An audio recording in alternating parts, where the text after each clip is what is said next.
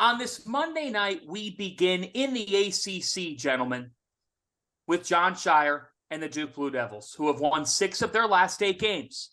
They have won 3 in a row. They were expected to do what they did tonight, and that was beat Louisville by 17, 79-62, the final at Cameron Indoor. Jeremy Roach goes for 14 points, 6 assists, 5 Blue Devils score in double figures with Mark Mitchell and Kyle Filipowski with 13 apiece. So Randolph Childress, how would you assess what year one of the Jon Scheyer era has been? I think it's been good. Initially, I think everyone is expecting it to be a certain level, the Duke expectation from the past. We all knew when they had this group of freshmen, there wasn't Paulo Banchero or Zion amongst this group. Right. I think the most impressive thing is that he held them afloat when they've been battling injuries. I think including Dariq Whitehead coming back, I think this might be the 13th game or maybe 14th game all year where he's had his entire squad. So they're getting better. I think they're peaking at the right time. I don't think anyone knows what their ceiling is because we hadn't seen them play collectively as a unit enough to know how good this group can be. So, but they obviously, I think they're a tournament team. I don't think there's any question about that.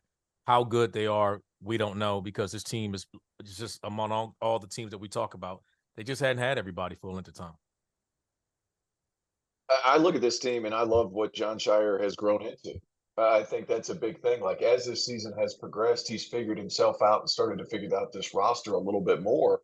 And you talked about Jeremy Roach. He had 6 assists today. But I think the unique thing about how he's getting these assists is the fact that they're letting Tyrese Proctor bring the ball up the floor. And then they're getting Jeremy Roach the ball. And then he's able to create off a catch as opposed to bringing it up, then finding somebody else. I felt like that was a lot on his plate. But then Proctor, you're able to put the ball in his hands a little bit more. He's starting to figure out he's young, but he's playing well. But he needs the ball in his hands a little more. And then once Roach gets it on the wing, he can use his quickness on the wings as opposed to attacking straight downhill. So I think that's the big thing more than anything is he's figured out this roster a little bit better. They're healthy. Filipowski has turned into an absolute stud. And then Derek Lively is finally starting to get comfortable. And that part is huge.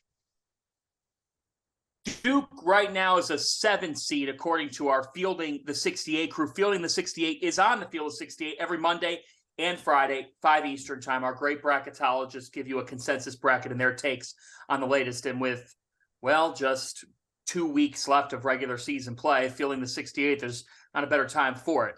Here's the thing. Duke right now projected 7 seed. And I go back to what you just said, Randolph, of the injuries. Right. Because for a first-year head coach, and you could tell me that he was groomed for this and all of that, but Jon Scheyer said it back in September, you're not truly ever groomed for something until you're inserted into it. And let's face it, when you lose what they lost in Paolo Banchero and Wendell Moore and Mark Williams, Trevor Keels, the list goes on, they were riding, Terrence, a historic run to the Final Four that high. And to me, it feels like the pressure of having to then fill those shoes of Coach K just doubled because of recency. That's the world that we live in.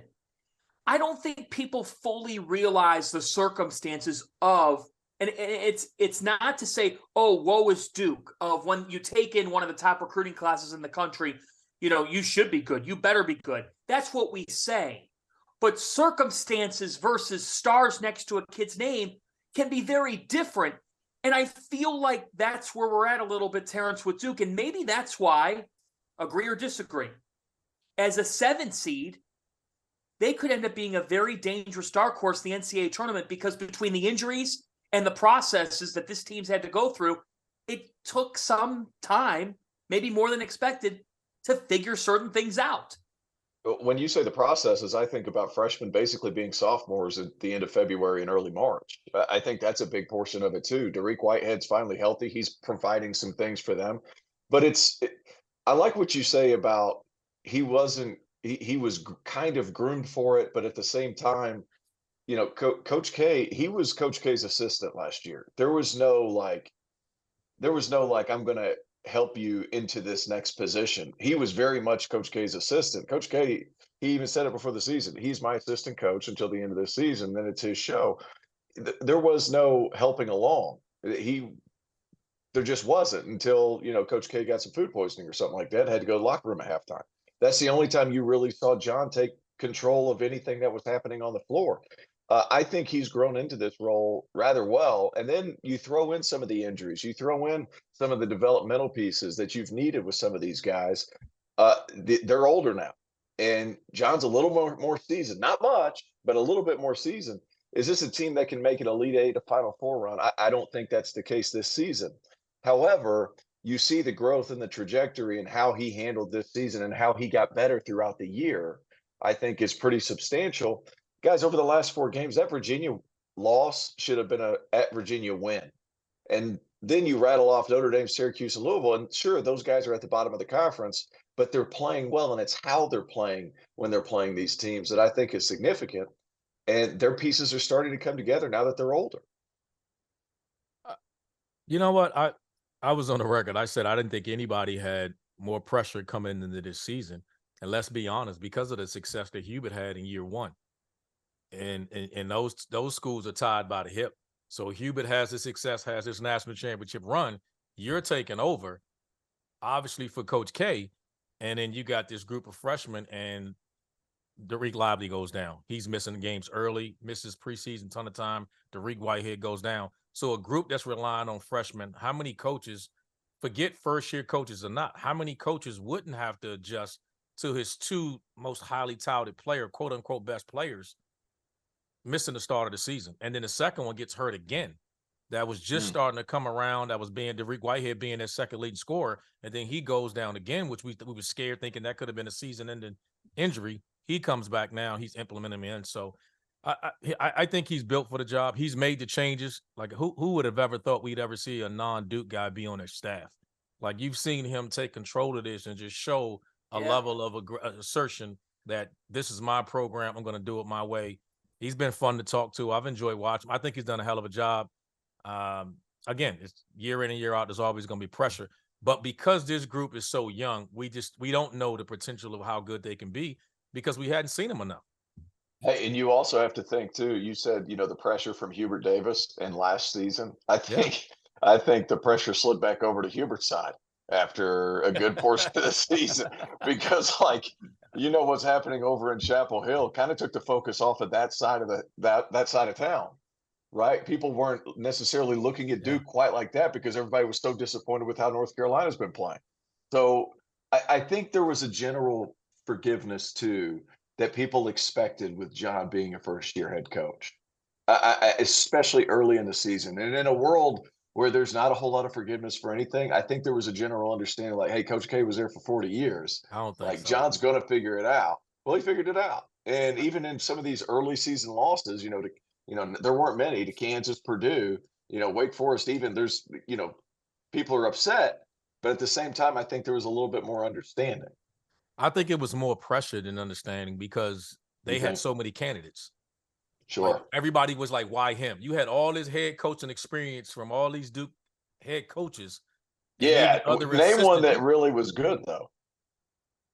Well, you can say that. Amaker. But that's even Amaker. Amaker's been good. JD. Amaker's been good. For Central Florida's been all right. Amaker's been good. You can kind of say it like now. Look at Capel. Look at Capel's doing this year. But Capel wasn't doing that last year. No. But my point was, had he not, you could have left any one of those guys for this job. Sure. You still had assistants the year before, that all ran off trying to get jobs. I mean, we talk about it. I mean, there's just so many different guys from Collins now at Northwestern. We're looking at him where he wasn't hot now. So maybe it's timing, but Coach K handpicked this guy. And so I think from within their Duke brotherhood or whatever they call it, there might have been some issues, some concerns or whatever it is about that. You know what I mean? I can't give him but so much love. Hey, hold on. This Duke brotherhood thing is the funniest thing to me because what there are have you been talking guys, about? Hold on. They call it the brotherhood or whatever, quote unquote brotherhood. And then, some guys that played at Duke for one season, they go to the NBA and they come back and they do interviews with Jeff Goodman. And they'd be like, I don't really know anybody except who was on my team. And I don't know half those dudes. Brotherhood, my butt. Brotherhood, my butt. Like I digress. But it's the same thing. Like John was handpicked because I think on the recruiting trail, he was a guy that was spearheading some of these guys' recruitment. Some of them, not all of them, obviously, but I think even the people that were in the coaches' meetings at Duke kind of understood what was going to happen next. I don't really think there was ever any doubt. No, besides a potential Tommy Amaker coming down, that would have been the only thing that would have made some sense. Yeah, I just think he had a lot of pressure. He's handled it as well as anybody Yeah. could have imagined it. But I thought because of that, him being chosen the guy inside of Duke with all the potential candidates, because the rumor was coming into that they were why guys were running out was because they were saying they had to have head coaching experience. And then all these guys run out and take these jobs, or they go out and then they end up handing it, taking care of it with promoting from within. So That's I think he's done a interesting. hell of a job. Now that you say the pressure thing, I think about NC State. I'm sorry to cut you off, fans, No, you're but fine. I'm rambling here. But NC State, after they lost to NC State at their place by what was it? It ended up being 24 points. Like I was like, man, John needs a nap. Like my man was looking rough in the post game presser. So obviously the pressure has built up, but I think because it was a new team full of young guys, I think it was different than when Hubert took over with a lot of the same guys, and then they just added Brady Manick. So I think there was a different outlook completely from the beginning of the season.